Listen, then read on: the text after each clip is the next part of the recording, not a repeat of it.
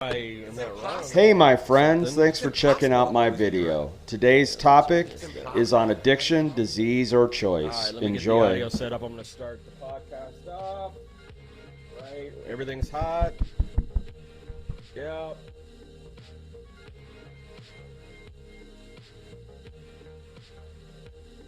Well, hello everybody out there in Podcast Nation. This is the Recovery Atheist here with my buddy JR. JR. Missing the beard today. Kind of sexy. L-I-V-E, folks. L-I-V-E. He's got the Aaron Rodgers look going on today. They call me Magic Mike back in the day. Well, we're on today to have another little episode, and it's going to get a little spicy, I have a feeling. I think we'll be Gucci Goo. We'll see what happens. Because we both have different opinions about this. Some of the stuff that he's going to say I will agree on. But there's going to be some that I won't, and we'll just have a dialogue about it, and what we're going to do is we'll go back and forth and make each other's points. Good morning, folks. This is going to be like a debate format that way. He'll make his point, I'll dialogue. I like dialogue better. Our dialogue. I'll come back and rebut that or come back and say my piece on it, and we'll go back and forth, and we will leave it up to the audience to decide what is right for them. We are auditing my point of the show. Or we are auditing addiction and the classification of it being a disease. Okay. My point that I'm coming... lead in with the definition after? Right. My point is Good morning, going... Isaiah. Love you, brother. With addiction, is it a disease or a choice? So that is always the argument that happens all the time. Is it a disease or is it a choice? And what we're going to do is go back and forth with our perspective. Again, it's not being right or wrong. It's just our perspective. We're going to come back with our perspectives on it and kind of see where it goes from there. And we'll just leave it up to the audience to decide, and we would love your comments. And definitely during the show, give us your questions and comments as well. And maybe it can be something, a little questions and answer kind of thing, right? Yep. All right, so this is the Recovery Atheist, and I just want to say that I am so happy. Happy. That you were able to join us today. So what I'm going to do is I'm going to turn it over to JR. I think it's a good thing to start off with the addiction definition. So here's what the definition is, folks, and this is why I think it's so broad. And when you look at all the stuff I talk about, and you can audit all my podcasts, it's about addiction to friction-free living. Everyone in America is addicted to the easier, softer way. And if you look at the Harvard Business Law and Harvard Business Science studies that show we are addicted, because we're time poor, we're addicted to buying things and purchasing things and taking the route that is friction-free, the route of least resistance. So that means when you have a choice to say this way or that way, this way you're going to learn more, you're going to grow, you're going to become more evolutionized, conditioned, and fit, or you're going to take this way. It's the easier, softer way. You don't have to handle any of your shortcomings, your defects. You don't have to face your demons. You don't have to face your shortcomings. You don't have to face your resentments. You don't have to face your sexual inventory. You don't have to face all the people you've wronged. You're going to take the easier, softer way because it's friction-free. It's easier, it's softer, it's less difficult, it's less challenging. Based on studies, that has been proven. So we, in turn, have a misperception of our relationship with time and speed, which leads us to having an addiction to speed. When I say speed, speed is a correlation to friction-free. Processes that are friction-heavy or processes that are friction-free. Friction-heavy processes are processes like sexual inventory, like making amends, like standing up for my shortcomings and defects, like all these things. So in the definition of addiction is a brain disorder characterized by compulsive engagement, rewarding stimuli despite adverse consequences. So the primary example of this, to me, is our addiction to spending as consumers in America. And people in America are addicted to consumption of items. So if you look at addiction, I've done this whole show, and that's everything I believe in. It's consuming versus creating. Consumer relationships, it's about me taking something in. An addiction is the same thing. It's about me ingesting something that makes me feel better and makes me feel good. It's so I can escape whatever I want to escape, or I can be good or feel good and live in a friction-free bubble.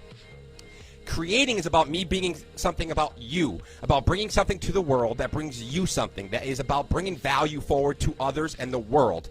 It's, to me, the definition of healthy versus unhealthy.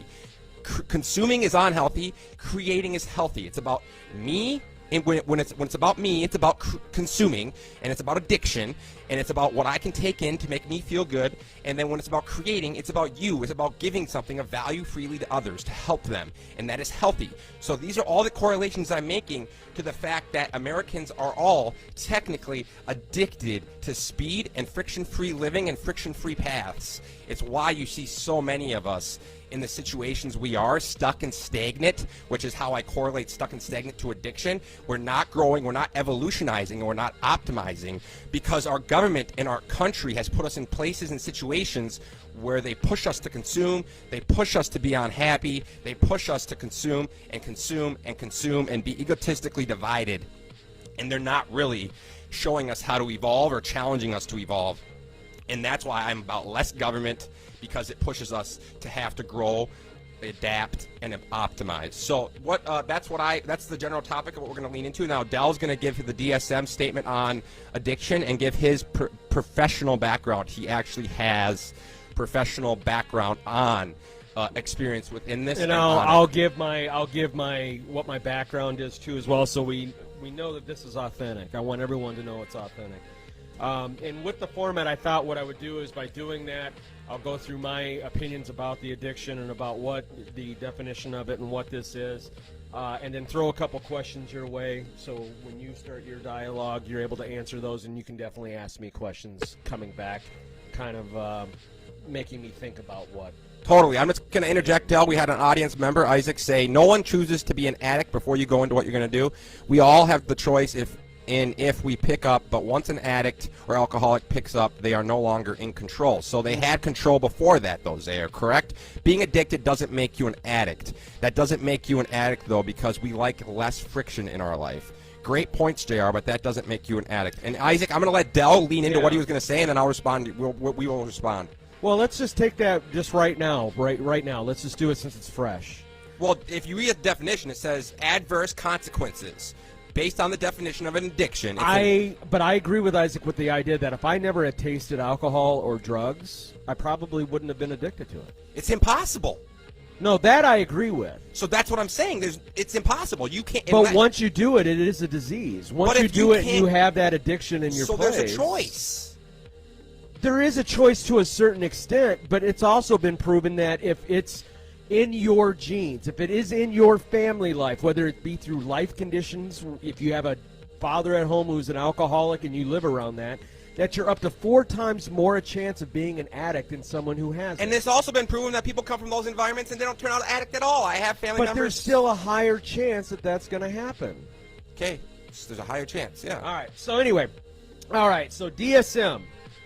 This is the criteria for a substance use disorder. So first off, my degrees are through MCTC, Minneapolis Community and Technical College, and Metropolitan University out of St. Paul. I am was a licensed alcohol and drug counselor. I did it for 8 years through many different companies in the cities, and had some of the best mentors that you could have in the field. I've had many classes, many different training seminars. We had things called continuing education units that I had to do every 2 years.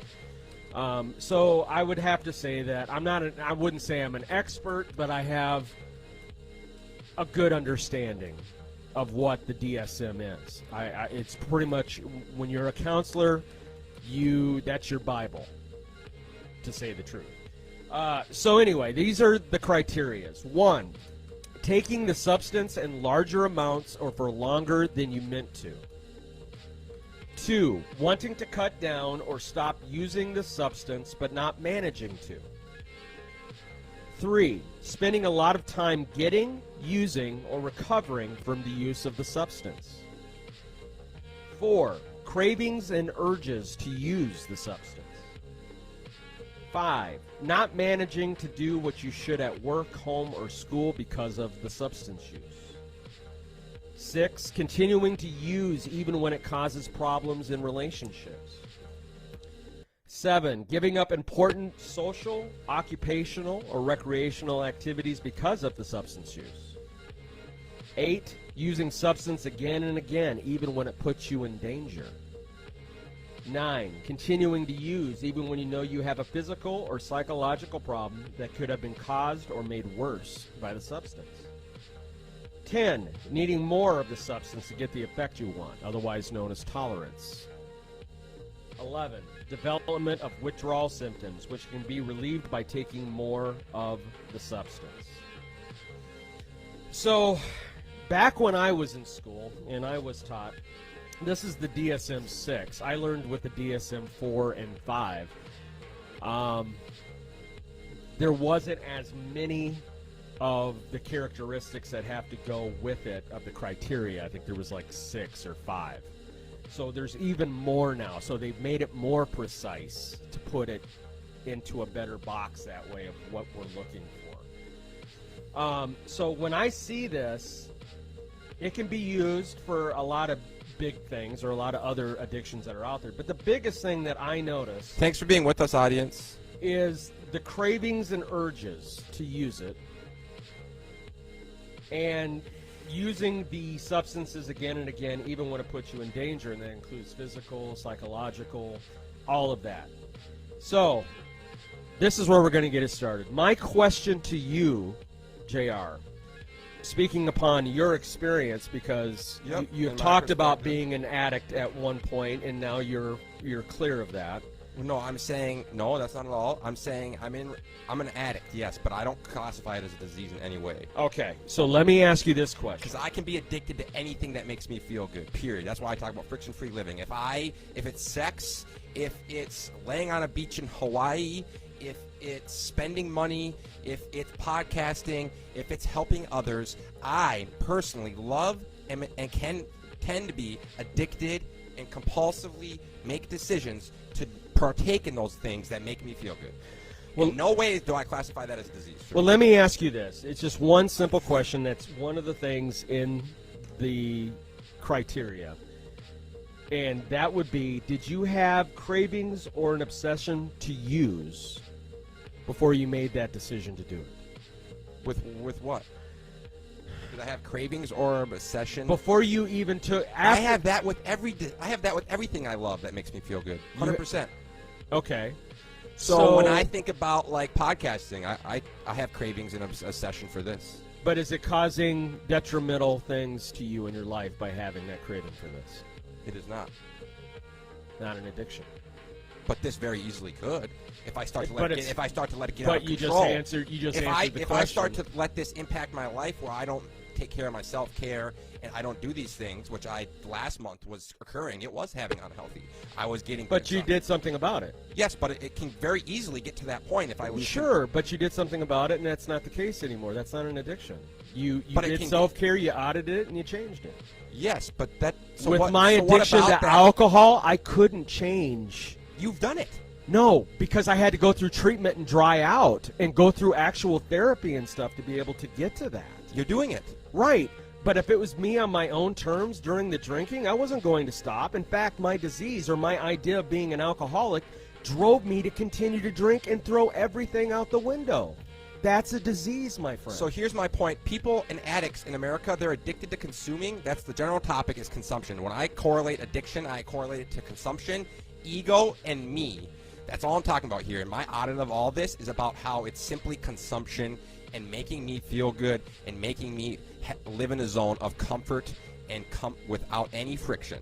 So if you think about it, addicts are addicted to that. That's why they take it. Like when I use the drug or someone uses the drug, it's to escape and feel good. And it's about me feeling good and ignoring realities or escaping pain or escaping having to face life or escaping having to face, like even if someone has pain and they're addicted to painkillers, they take it to escape the pain.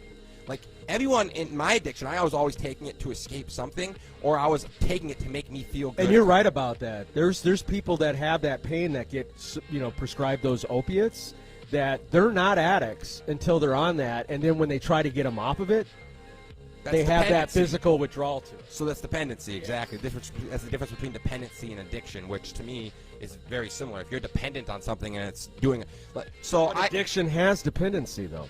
So I think everyone in America could be classified based on the definition and our addiction to spending and the adverse effects. If you look at everyone in America, they're forfeiting their dreams because they're fiscally unable to have control of their time, their energy, and their money, and they're in turn having adverse effects. They feel stuck, they feel stagnant, which are characteristics of addiction. So if I spend all my money and now I forfeit my life, your most valuable asset of all is your health and your life and pursuing your dreams and your happiness. So if all of a sudden everyone in America has lack of control of their time, energy, and money, and they feel stuck and stagnant, and because of that, it's causing adverse effects on their health, their well-being, their relationships, and their impact in their role in society. That is the exact definition of what you just said. And now they're forfeiting all their dreams and all their happiness, and they're miserable. They wake up, they do something they hate, and they're not happy, and they're not content, and they're stuck, and they're stagnant.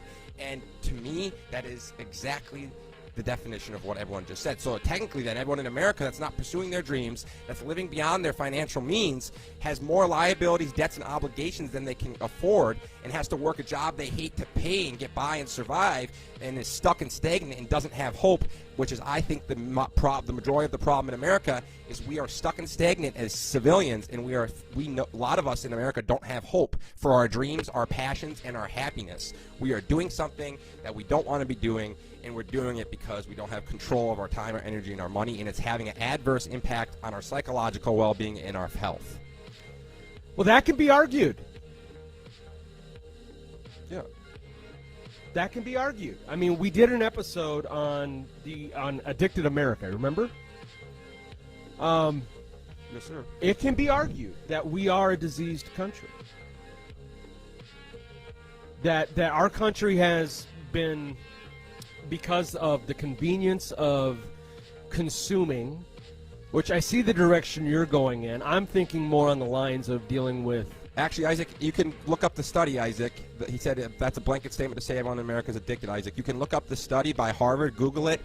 It can be argued, the consumer's relationship with time and speed, and it directly, Harvard Business Science School and Business School studied and found the correlation that we are addicted to speed and spending money on friction-free It can processes. be argued. I agree with JR on that it can be argued. Whether or not it's true or not, I don't... It's been proven by Harvard. Well... You can pull up the article. Lots of things have been proven. Yeah. I mean, doesn't necessarily mean it works in every single way. Well, there's a reason a majority of Americans are stuck and stagnant and using drugs. Well, and the number one killer in America right now is opioids. Definitely, our country has definitely been put into a position that we are creating people that have addictions, that are overconsumers, that would rather have the convenience and the ease of possessions and other things like that out there in life to make them happy rather than, looking at their inner happiness. If you think about it, if everyone in America felt like they weren't stuck and they weren't stagnant and they were pursuing their dreams and they were happy, you would have less. It would correlate to less friction. There's a lot of friction happening now in America, and that correlates to people that are unhappy and not content, and they're restless, irritable, and discontent. So if you look at all these characteristics, they're directly correlated to America currently. We feel everyone's restless, they're irritable, and they're discontent. And that are the three main characteristics of what you in the DSM talk about. There's a lot of that. There's a lot. Now, again, I just want to get back to the DSM here real quick, because you and I talked about this last night a little bit when we were going back and forth on our phones, talking about addiction. I can't go anywhere without my phone. The DSM, I don't agree with everything that's in the DSM. Yeah, you did an episode recently on healthcare and how it's our healthcare system is completely screwed. I know that DSM. I've read it over and over and over again. I know. I still to this day, like alcohol dependence is 303.90. Methamphetamines 340.20. I mean, these are the numbers you have to use as diagnostic codes that goes in their treatment planning. When it comes down to it, I can go into that DSM book, and I can guarantee you I will find 10 different disorders that are in there that I could sit there and look at it and say that's what I have, and I really don't. I mean, your episode on healthcare kind of talks about it. I mean, let's face it. Our country is a country that makes our healthcare system is a profit system. It's one of the things, our education and our healthcare. Well, it's about profit. especially when it comes. So they want you to be diagnosed. Well, yeah, to be able to give you meds and treatment and everything else like that to make money. I get the point where and you're make going. you feel like you're not capable. Right. Not Keep them under control. Keep them down. Right. I get it. I get where you're going with it. I mean, we're at the point with mental health even that they're even talking about mental health drugs and shit like that for dogs. Well, Isaac, I challenge you to next show, Isaac. We'll talk about it. An addict, in my opinion, Isaac, is addicted to friction-free living. I disagree. I think addiction is exactly what that is. It's someone that's afraid of friction, and someone that chooses to choose the easier, softer way every time. To me, if you think about addiction, if we talk about it, Isaac, it's someone that's always choosing the easier, softer way. I don't think so. Totally. I don't think so, because I'll be honest with you, living the life I live today is so much easier and softer than when I was an addict. Yes, but when you were an addict, you were choosing. You weren't aware. So you're saying I was choosing to live behind a dumpster as being an easier, softer way? You were choosing to that not being face in life. and out of treatments and in and out of detoxes and in and out of prisons is an easier, softer way? No, that comes back to the delusion. I said it in the previous episode. That's the delusion you're living in when you're living. But every single time I drank, I knew that that's where I was going. I'll explain what I just said, though. I agree with what you're saying. It's not the easier, softer way. But you and me, when we're in addiction or whoever is stuck in some kind of delusional thinking and operating, and it's from ego. When we lack studious self-assessment and awareness and perspective to our needs, wants, and desires, then we have not confidence and awareness and perspective. We have delusion. And the delusion leads us via ego and via lack of awareness to the fact that it's not the easier side. I had way. no ego when I was an alcoholic. No, seriously. I mean, addiction actually is the definition. The ego part of it is saying maybe I could be in control of it. Maybe that's there. But when it came down to it, I had such a hatred for myself. But addiction's living in delusion. Well, to an extent, yes. But at the same time, we are living in reality. And the reality I knew is that when I took that drink, I knew exactly where that reality was going to go. You knew what was going to happen. Oh, I knew the minute I take a drink that I'm going to be in that hotel room and I'm going to be back in a fucking detox and in a treatment facility. But did it stop me? That's the disease. But my point is, by easier, softer way, addicts, when I say that, is what I'm saying is they're choosing to not man up and be responsible and accountable and empowered for their decisions and their life and their actions and the impacts they're having on others. So when I say that, I'm saying they're choosing, like me, when I chose to smoke heroin, I was choosing to escape everything and be immature, not to have to face life. I don't agree that it's about manning up and about immaturity. Yeah, there's no doubt about it. If someone's living on the street and they're not facing life and being responsible to their relationships and obligations of life, and they're just choosing to get drunk and sleep behind a dumpster, that is 100% immaturity. That's your perspective, and I don't agree with it. Yeah, you can. That's entitled. You can do that. I'm just sharing my perspective. And the fact that if I'm so immature that everything's about me and how I feel with consuming something that makes me feel good, and it makes me, it's all ego run rampant. It says it in the book. It says it. Ego and addiction, it is what it is. Addicts are ego. It's their ego run rampant. And if you read about it, that's exactly what it says. And you're choosing the route that is less difficult. You don't want to face your shortcomings and defects. You don't want to look at your faults and your failures of life. You don't want to look at how you're messing up. You don't want to look at how you've hurt all the people that love you. You don't want to look at how you have to go do jail time. You don't want to look at how you have to pay off all these debts. You don't want to own the responsibility of taking care of the kids that you had or the relationships you failed. You don't want to own how you've treated people like shit. You're running away from all the accountability and responsibility that comes with being a human and living and operating and the impacts that we have on others. And I think generally that's why people choose to escape, and then that's why they choose an addiction or a substance that can make them feel good so that they don't have to handle any of that or face any of that. And then once they sober up, they start to face all that. All right, so I'm going to go into the way I look at it. Yeah. I would say that the majority, and I will say that the majority of, and again, I'm leaning more toward the substance side because that's what I'm trained in, that's what I know. The consumer part of it, everything like that, still learning. And that's okay. The substance side of it, though, The majority of us who are on that side have some sort of trauma that has been there that is definitely feeding and fueling it. That's a proven fact.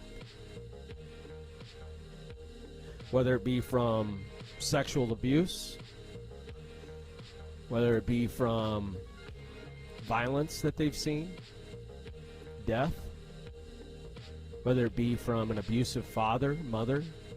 And I'm talking about Ego is the Enemy is the book. And he's talking about the DSM. For me, it was sexual abuse, feelings of abandonment. There's other trauma that's there that drives me to want to get rid of the feelings I have about those. Escaping that pain. Right. That it's not just about manning up and about immaturity. Some of it is just true pain. And when we start using, we don't start using to become that guy behind the dumpster. We're doing it to try to ease the pain that we're feeling, to try to make ourselves feel normal. Yeah, pain is friction, though. Once you look, if you audit Yeah, pain. exactly. Pain, something that hurts, something that's hard, something that's And we're difficult. trying to get rid of that feeling. But none of us go into it, at least I don't feel, with the idea of, yep, I can't wait to be able to do this and be behind that dumpster, to be in and out of detoxes, to be in and out of prisons. I just don't. That's the delusion of it. Well, somewhat of a delusion, yes. Total delusion. But it's still You a just said- reality. It's still a reality, though. But you JR? just said that people don't choose that, but they choose it. That's what they did. That's a delusion. They think that they're not. They think they don't. That's But not going to happen. there's It happens. outside variables that are going on that also help in that decision. It's not cut and dry, black and white, which I feel is what you're trying to do with it. It is more complicated than that. There is not just a yes or a no, or a right or a wrong. That's why when you're a counselor and you're dealing with clients, it has to be on a case-by-case basis, an individualized treatment plan. You have to meet that client where they're at, because every single one of them is different in where they come from. You can't put them in a cookie-cutter box and say that this is they do this because they're immature. The DSM does put them in a box. Not really. No, that's why it has 11 different criteria. Classifies them all as addicts. That's your perspective. You talk to again, you don't work in the field. You talk to the counselors that actually work in the field, they would disagree with you. Yeah, I've talked to countless counselors. They would disagree with you on it. There's several that I know that would, yes, and there's several I know that disagree with the DSM. Well, I disagree with some of what the DSM, but when it comes down to the criteria of substance abuse, I've worked in it for 8 years. I've seen what the difference is between someone who meets the criteria and who doesn't. There's more to this than just an immaturity and an ego. Well, let's look at someone that's recovered then. Recovered versus in addiction. They're taking we talked about the other day, accountability, responsibility, and empowerment. So once you do recover and you transition to a better, healthier lifestyle, you are now you're having studious self-assessment, and you're starting to move away from ego and something about doing something that's just all about you and consuming something that makes you feel good, and you don't care about anything else but that substance. You then start to lead a life once you start to get better that is more about being accountable, responsible, empowered, and assessing your shortcomings, Right. defects, and failures. Well, I so think, then they're taking a little bit of responsibility. right, and I think, but the thing is with that is I think I've had to learn it. I've had to learn how to be able to do auditing and how to be able to take responsibility. I look at guys that are in treatment that I've been with or in sober living that I've been with where they don't know how to live. They've never been taught how to live. They don't know how to manage money. They don't know how to clean up after themselves. They don't know how to do auditing on themselves and what they're doing and making the right choices. Some of this is learning how to be able to do it. I've had to learn from multiple times of working in recovery and then relapsing, recovery, and then relapsing to eventually learn how to be able to do what I'm doing today and to have the success I have today. And that's no guarantee, by the way. If I don't continue to learn and continue to get better at doing this that I'm doing right now, this auditing, this being responsible and doing self-care and everything else like that, then you can just throw it out the window. But I've had to learn. So if you want to talk about immaturity with this, that's where I would take it. I was immature in the way of I did not know how to live, and I did not want to learn how to live. And today, it's the opposite of that. Today, it's the opposite. Today is I want to learn that. I want to be able to know how to live life and not have to have a substance to give me that ease and comfort of what a couple drinks will do for me.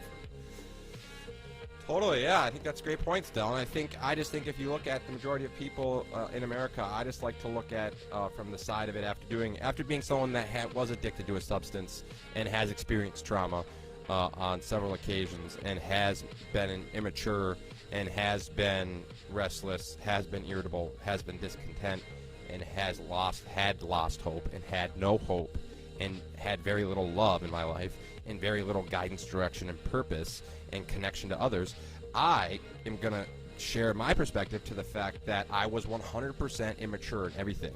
I lived a life of, I want to correlate this to discipline and fortitude and having and understanding that it's a life of discipline. And a life of discipline to me is the opposite. I look at like once I started to grow up and mature and be responsible and accountable and feel empowered, I started to live a disciplined lifestyle. I started to have discipline in how I lived, operated, and treated others and behaved and acted. And I think if you look at immaturity, it's lack of discipline, and as you said, it's lack of direction, it's lack of guidance, and it's lack of purpose and meaning and fulfillment and where to go and how to get there. So I think that's right, and I think that's why it's so important that we talk about these things at the core of our society, not just the classification of addiction and drugs, but at the core root of why we have the #1 killer in America currently as opioids, why we have so many people wanting to kill themselves, why we have so many people that will say yes to putting a needle in their arm. To me, that's why I look at and have dived into it and investigated that. I was like, okay, let's look into this, and I dive deeper and deeper. And at the core, if you look at all Americans, a lot of us are killing ourselves with opioids. It's the #1 killer. So that's why I looked into, okay, why are so many people in America restless, irritable, and discontent? And it makes sense. Our society, we are uncontent. We are discontent. We are not happy, and we are stuck and stagnant, and a lot of us don't have hope. If everyone in America had hope, was pursuing their dreams, and had direction, purpose, and had fulfillment, and they were happy, content, rested, pursuing their dreams and achieving their dreams, making progress. Progress, to me, is what it's all about. Progress correlates to hope. I think we would have less people that would be saying yes to consumption and yes to opioids and heroin and meth and so forth. And that's why I look at the consumeristic side of it and the general behaviors of our people in our society. All right, I just want to make 2 points to that. One, the immaturity part of it when it comes to addiction, yes, I get where you're going with that, but it also takes maturity to man up and know it's time for it to stop. Exactly. And put yourself in treatment, which I've had to do it in the middle of going through withdrawal and still having the obsessions and the cravings. So that's accountability and maturity, 100% though. Okay, so there is a maturity that can come from it. The second point I want to make is you're talking about going out and achieving your dreams. Absolutely. It should be something that we do. But not everybody has that chance. Well, you made an episode recently. I loved Del. You were very authentic, and it was a great episode. And you talked about how you've come so far in such a short period. Yeah, you're doing that. But I haven't done it without the help. And you've talked about how great it's made. If it wasn't for Brian helping me get into the house that I have here, the people at PCC Treatment that helped me, you bringing me in here to be able to do what we do in here, without help, there's no way I would be where I'm at today, and without being willing to take that help and letting that ego and that pride go and taking that help. Some people don't have that. It's named it, Del. It's readily available if you're egotistically ready to disconnect from But your some ego. people don't have those options. Even if I would have came up, I've gone into different sober living homes where nobody was there to help. I've been fortunate this time to come into the situation I'm in to have the help I have. But I've been in other situations where that wasn't there, and you're stuck in a sober living house, miserable. Some people don't have the opportunities that other people get. Doesn't mean they won't eventually down the road get it, but I see people when I lived in Kentucky and in Arkansas, there's people there that there is no hope. There's not a lot of options for them.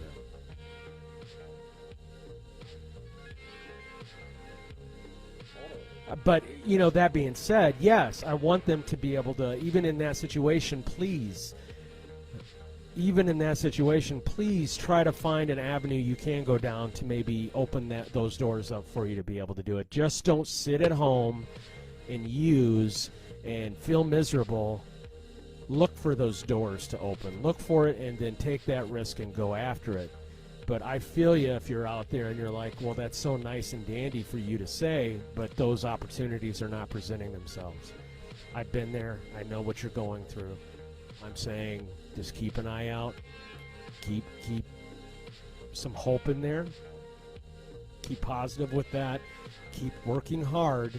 Keep going out and working hard to get what you want, and something is going to happen. Something will open up for you. Just don't stop. Just don't stop living, and just sit in your home and do nothing. I think that's great, though. I think that's a great point, and that's why we do what we do here. We're bringing you direction, hope, courage, strength, and value via our experiences.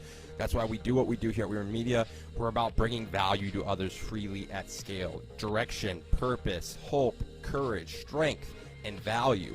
That's exactly why we do what we do. And we always say it's just our experiences that we share. It's not right and it's not wrong.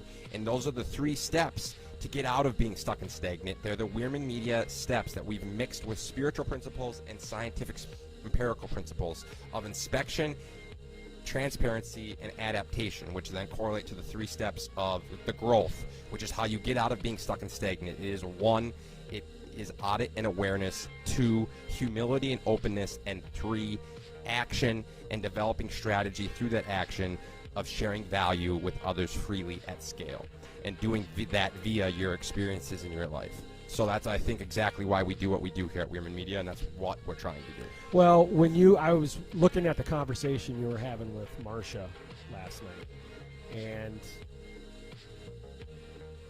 shout out to Marcia. Thanks, Marcia, for your insights.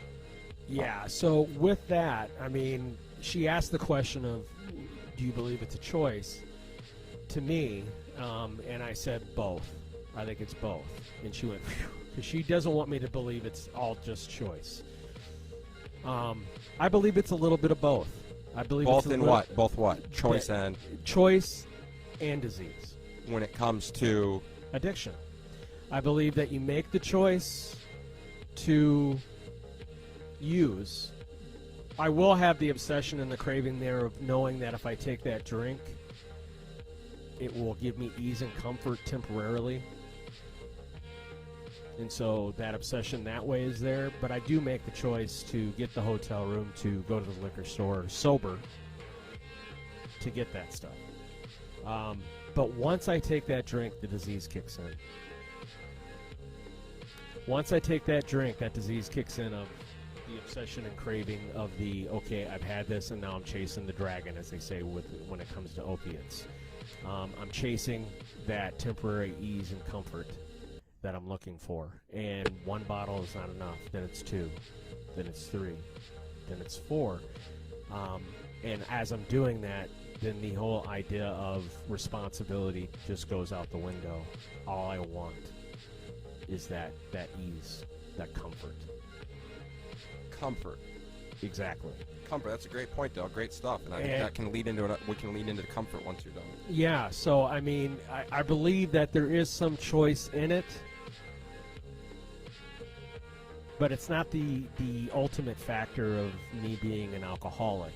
It is there, but I do have the craving. Like I'll be walking by a bar, and there's people out having a good time, and my memories will kick up of times I've been in the bar having a good time drinking, and that obsession can lead to me making the choice of drinking because my brain obsession and disease part of it of remembering what those fun times to me, I never think of the bad times. I always think of the good times.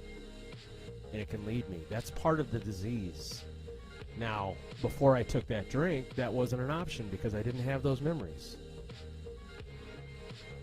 But once I took that drink and started living in that lifestyle, those memories are always going to be there. They're always going to be there. That can pop up and can be a craving, an obsession. And so I have to audit that. When I have those thoughts, I have to remember that, no, think of the bad times. Think of the times that you did this and what happened from it. And that's what allows me to audit and be responsible and be able to look at it and go, no, if I do this, A, B, and C is going to happen. But yeah, once I have that drink, that disease of obsession, of the phenomenon of craving takes over. And at that point, choice is not even a decision. I mean, I've done it so many times where I have said, I'm not going to drink today, but here I am walking to the liquor store to buy the bottle. I think there's some great stuff there, Del, and great points. And for me, I can relate with my history. And honestly, I can say from my experience that I made the decision every day. Like, I was deep in addiction with methadone, with heroin, with Xanax, with Dilaudid, with fentanyl. And every day I woke up and I had that cognitive decision. I was like, I'm going to use, or am I not? 100%. I was like, I'm going to do it because it was easier. It was softer. It was comfortable. It was easy at that time. It was the more comfortable route. And then when I had to put it down, I would have had to have dealt with less comfort and challenge to get through that, to get to a space where I didn't have to have it because of the dependency. But ultimately, every day I woke up, I chose. I was never like hijacked by some robot or hijacked by some disease where it's like it was making my decisions for me. I completely take accountability to the fact that in my addiction, I was actively partaking in the decision making and partaking in purchasing, partaking in buying, and partaking in going to get and obtain these drugs and consume them. Well, that's my accountability for getting sober and realizing the delusion I was living in. And I think a lot of people don't want to accept the shortcomings and defects of addiction. Well, and this is where I'm coming back to the idea of where I talked about counselors. You got to meet the client where they're at, because each one on a case-by-case basis. Everyone in their addiction is completely different in their road to recovery and where they've gotten. Everyone's idea, like when I've been in treatment, someone will say something and someone will say, well, I really didn't do it that way. It was because of this. Everybody has a different reason, a different rationale for them doing what they do when it comes to it. For me, I don't know how many times I'd be walking to the liquor store saying, Del, you're not going to drink today. No, Del, you don't need to do this. I'd be literally at the liquor store counter with the bottle buying it going, why are you doing this, Del? But you touched on a key point. I want to lean into the word comfort. Mm-hmm. And that's everything I pretty much summarize a lot about what I talk about and everything we do, and about the addiction to speed as consumers, and how that's why I started this. The growth steps for me are to help share with everyone in the world, in America, and understand that these principles are spiritual and scientific, and they can help you in life. It's not just for addiction to this substance or that substance. People in America are addicted to comfort. People in the world are addicted to comfort. We want to be comfortable. We want to be in a space where we don't have to worry about our life being threatened. We don't have to worry about challenges. We are stuck and stagnant because we're addicted to comfort. And I think it's a big point. That's why I started this podcast, was to broadcast at scale, was to help people get out of the feeling of being stuck and stagnant and lacking hope and lacking direction and purpose. I want to help bring forward the realization via my story and experience of someone that has come from very low circumstances, is pursuing his passions for profit, and has had incredible failures, but also had some amazing accomplishments through those difficult times. And that's why I'm doing this, because I have found the generalization and the simplification of this is the fact that we live in a world of people that are consumed by ego and driven by wanting to live in comfort and not pursue evolution and growth and adaptation and optimization, and understanding that and realizing that a lot of people's issues and problems in life come back to their addiction to comfort and the feeling of being stuck and stagnant, being restless, irritable, and discontent with their life, and that can be someone that is not even an addict. That is someone in America right now. I guarantee there's thousands of them sitting there that are working a job, that don't do something they love, that aren't doing something they love, that aren't pursuing their passions for profit, that are focused on just survival, the hierarchy of needs, which once you're so low that you don't have enough money to do what you want to do, you have to. The poorest people in the world are the most egotistical people in the world because they have to survive. When I was on the streets and homeless, I had to think about my needs, wants, and desires, and I can never get to a space where I can help others until my needs are met and my desires and so forth. That's why it's so essential to get to a space where we can studiously assess that and become aware of our needs and wants and desires as an individual and take care of them to be able to understand and relate what other people's wants, needs, and desires are and help them. And that's exactly what we're doing here at Wierman Media. That's exactly what the growth steps are. That's exactly why we broadcast to every continent in the world, is because I'm trying to bring that. Me and my brother, Del Bacon, all of us, we're trying to bring you hope, direction, value, and show that we care and give away freely of what we have and do it at scale. That's what we're doing, and that's why I think it's so much simpler when you just realize it's just us humans, and we all struggle with being content and feeling like we're pursuing our dreams, and and struggle with being happy, and we struggle with trauma, pain, and suffering. And I think that's a really cool point still. Well, do you agree on the idea of we all seem to have our vices? All of us, yep. You know, I look at my mom. My mom should be in bed at 2 in the morning, and what is she doing? She's in front of the TV. Yeah, it's just whether it's a healthy or unhealthy My vice. dad, it's food. Yeah, I mean, it just seems like every one of us have some kind of vice to give us comfort. Now, the thing with the word comfort, and I had this thought while you were talking about it, is my addiction to comfort has completely changed. My comfort now, instead of it being inside of a bottle to give me that ease and comfort of a few drinks, my comfort now is knowing I have a bed to go home to. That I have a shower to use, that I have food, that I have clothing, that I have my sanity, that I have things in my life that make me happy. I don't have to use an artificial substance anymore to give me the comfort of being happy with where my life is today. I can be content with it without it. Again, I had to learn that. And I think, again, it comes down to whoever you are out there, whatever vice that you have that you're giving too much time to and too much effort to. It's about learning balance in that. It's about learning what is being harmful to you in your life in those situations, having self-care that way, and being able to learn from those mistakes and balance that out. Realize this direction is not working. I need to look for some other way. That was my problem with alcohol, is that instead of looking for another way to deal with that being uncomfortable, I kept beating my head against a brick wall by drinking because I thought that would be the answer. Again, some people would say that's the disease part of it. But today, instead of just automatically going back to what I have known and what I have done, I look at it and go, you know what? This hasn't worked for how many years? Maybe I need to look at a different direction. And a lot of times with that, it's not me making that or coming up with that idea. A lot of times is me coming to someone like JR or Brian or Isaac or my parents or people that I respect in my life to help me and go, okay, this is not working. I have to do something different. What can I do? And look at those options. So That's inspecting and auditing, all of that. I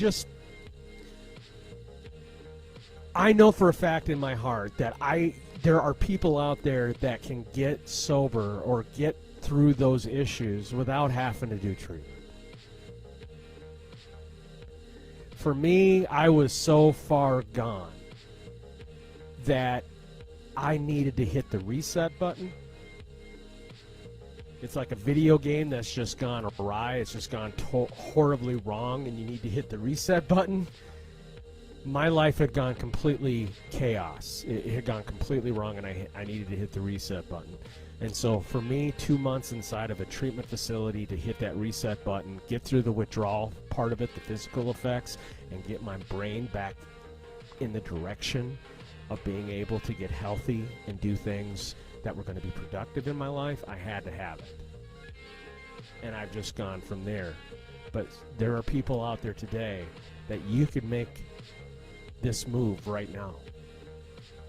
As you're sitting here, I feel like I'm kind of like a preacher right now, saying you can have Jesus in your life right now. Just come up. You're just speaking to the fact. Just that come up it to the is. pulpit. But this is the truth. I implore you. You're living it. You've lived it. You can make the choice right now to say enough's enough. This is where I mean that choice and friction, why you have to look at the friction of it and how we as humans don't want to choose the harder route. Because once you get to that point where you do what you have done, Del, and you make amazing progress, you have to say, I'm done with this. I'm going to take this little harder route. It's going to be difficult. I'm going to have to deal with some withdrawal. I'm going to have to deal with some pain. I'm going to have to deal with a little bit of difficulty and challenges. But then on the other end of that, there's a much beautiful version of yourself. I mean, look at you. So I think for nothing me, rewarding comes from taking the easy way. That's exactly what I correlate all this to, is the friction. That's why I talk about the friction thing, because everyone wants to choose the easier, softer way, and the answer and the better version of you. And just hand me the money instead of, or we talked about it. What do we want to do with this? We talked about people that go out and pay for subscribers. Yep. You remember that? Yeah. They go out and they pay for 1,000 subscribers to make them look like they're bigger than what they are. I don't want to do that. I want to earn my audience. I want to put the work in and have true fans, true people that are like-minded like me coming on to listen to my show and be a part of it. I don't want to pay for it and take the easy route, because when it comes down to it, I'll know I'm fake. So this is why I want to lean into the wrap this episode up, is on speaking to the youth. Folks, because once you look into the ego as the enemy in all of this, it starts with awareness at a young age. And if we can build our youth up, I'm speaking to America's youth, I am here for you. We need to be there for them more. We need to give them more direction, more purpose, and more awareness. So it starts with studious self-assessment at a young age, because when you do that, you can stunt the ego and you can stunt the growth of unhealthy habits and behaviors. So the younger that we start, because if you look what Del said about trauma and so forth, a lot of this correlates back to our youth and our young age, where a lot of this begins. And in Ego is the Enemy, it talks about that. The answer is a more studious self-assessment at a young age to help stop those unhealthy behaviors and habits being developed via ego. And we live in a consumer nation and an egotistical nation. It's a competition. It's me versus you. It's not about community, connection, collaboration, and unity. So, and through that, we realize and develop that people and youth, our youth starts to focus on extrinsic factors as opposed to intrinsic factors. They start to look around them and they start to look at things that they can consume that makes them feel good or make them look good, or like cars, clothes, and items. We're all in a society that we start to push our youth to look for self-confidence and look for items to bring them happiness that are extrinsic items. But Del said it, happiness is intrinsic. Contentment is intrinsic. So we all are looking exterior. We're looking around us for extrinsic factors to bring us happiness, to bring... Yeah, so you have to look inside yourself. It comes from within. This comes to studious self-assessment, and I think it comes back to understanding the failure that we've had of our youth. And we need to start supporting our youth more and challenging the parents and challenging the businesses out there to start bringing awareness and perspective to the youth and guidance and bringing them confidence and bringing them awareness and bringing them intangible tools, as well as investing in their intangible assets and building them up with as much as possible, or doing as much as possible for them. Because this all, if you look at it, like Del said, a lot of it correlates back to our youth and the traumas we experience, or the lack of guidance and direction we have in life, to the tools we need, or the decisions and awareness we need to be able to make the decisions we need to. Okay, so you spoke to the youth. Now I'm going to speak to my friends who are 45 and older.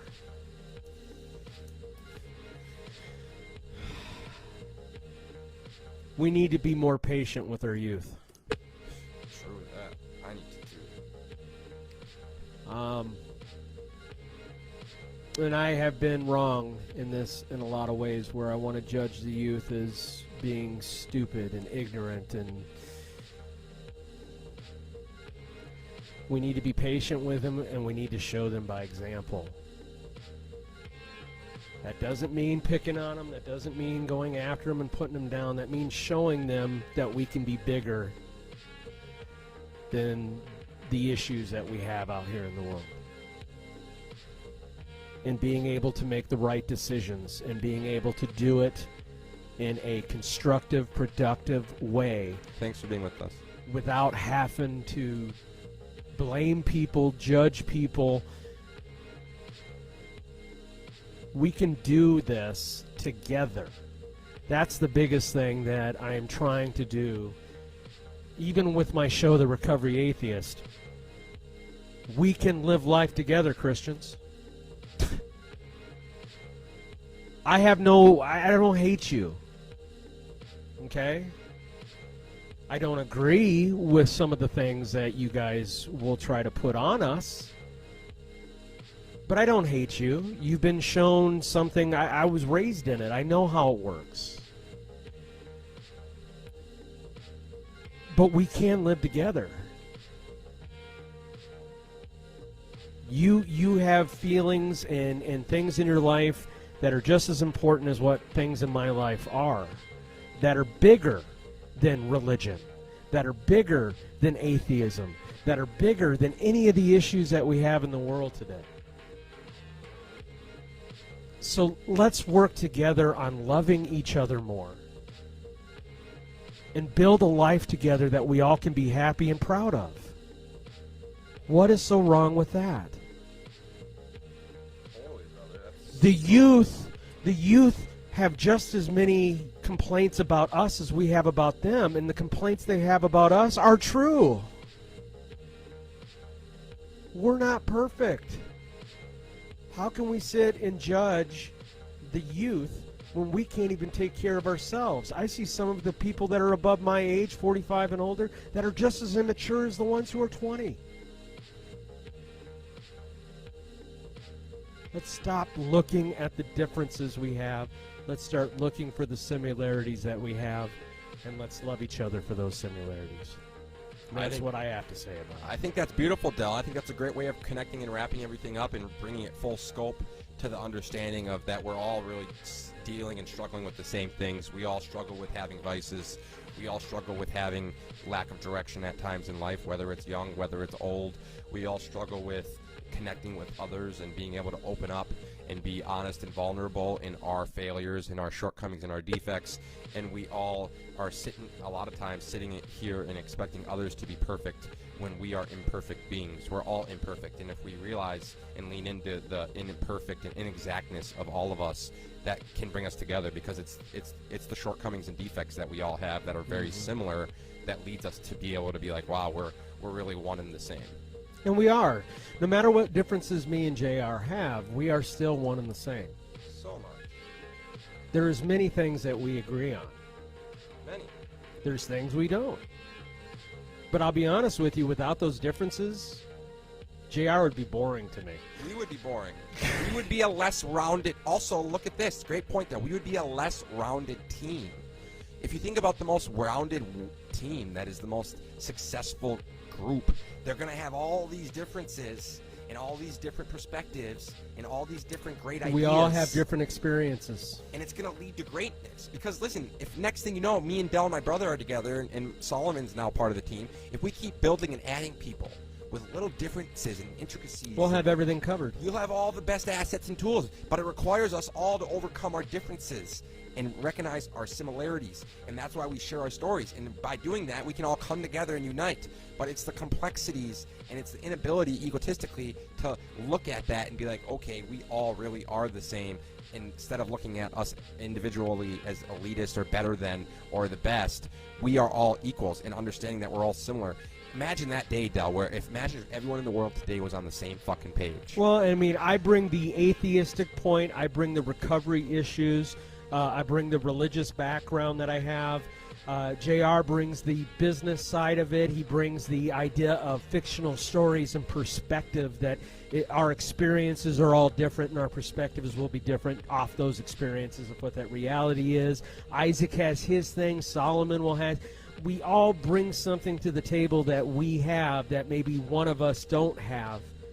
That way we can cover all the bases to bring the right information out there and to be able to grow together and learn these experiences together. And just think about that, Del. Imagine the tribe. We're all Homo sapiens, right? Imagine if our tribe tomorrow, it would be so beautiful. Imagine if we all said, forget it. Let's forget all the division and the differences. Let's come together. All of us, imagine it. All the brilliant people in the world. Everyone out there.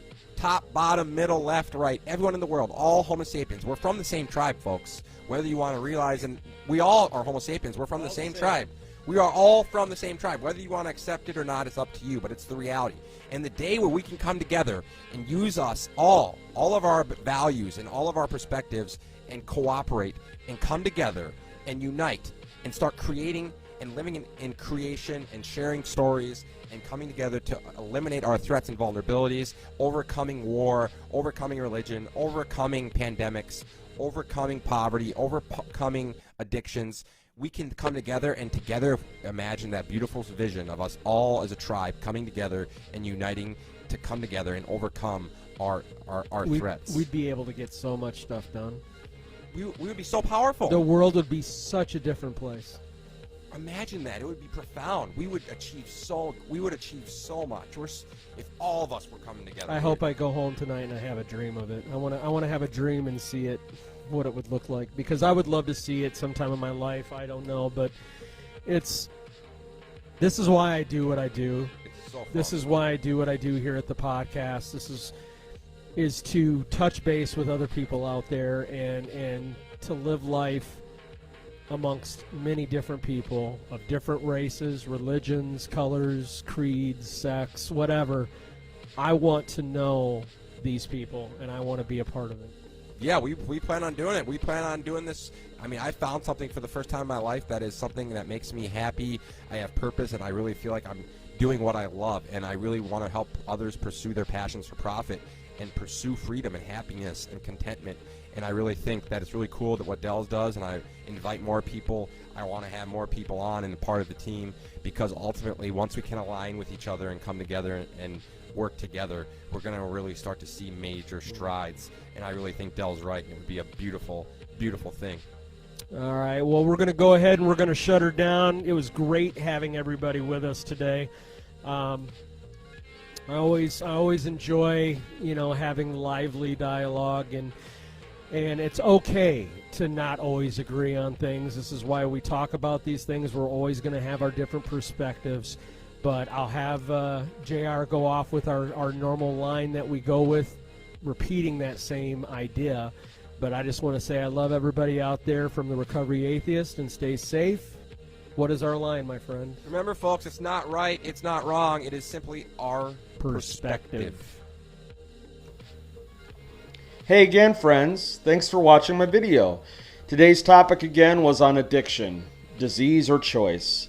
Please subscribe to my YouTube channel, The Recovery Atheist, or you can email me at therecoveryatheist@gmail.com. Shout out to Duluth Screen Printing for making all of my swag, my hat, my hoodie, my shirts, and for their support of the Recovery Atheist podcast. You can take me wherever you go, also on Spotify and other platforms on your iPhone and Android devices. Take me on the go when you're on the go. Be safe out there.